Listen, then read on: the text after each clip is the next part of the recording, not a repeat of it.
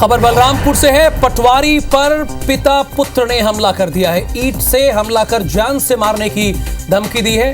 जमीन का सीमांकन करने पटवारी पहुंचा था, जो उसकी ड्यूटी है। पटवारी ने थाने में इस बात की कंप्लेन दर्ज करा दी है। कोतवाली थाना क्षेत्र में पिता पुत्र ने ईंट से मारने की कोशिश पटवारी को की है। जान से मारने की धमकी भी दी गई है। अरुण, हुआ क्या था? क्यों पिता पुत्री इतने नाराज हो गए कि ईंट से मारने की कोशिश की और जान से मारने की धमकी दी? क्या मामला था?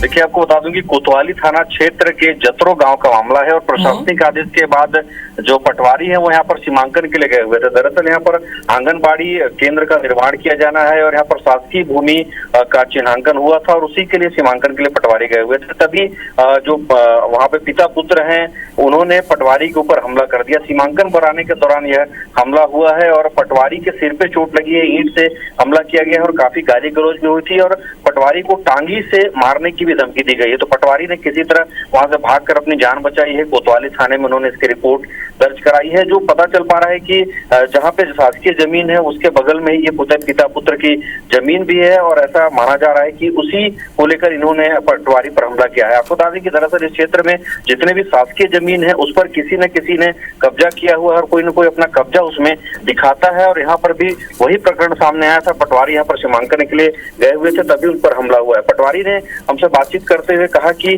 पूर्व में भी जब एक दो बार उस गांव में ये सीमांकन के लिए गए हुए थे पटवारी, तो उन पर इस तरह का वारदात हुआ है, हमले हुए हैं इनके द्वारा। तो आपसी रंजिश भी ऐसा बताया जा रहा है, लेकिन फिलहाल पुलिस पूरे मामले की जांच में जुटी हुई है। जांच के बाद यह स्पष्ट हो पाएगा कि आखिर कारण क्या है। लेकिन जो पहला मामला यह है कि सीमांकन करने गए थे पटवारी, तभी यह उनके ऊपर हमला हुआ है।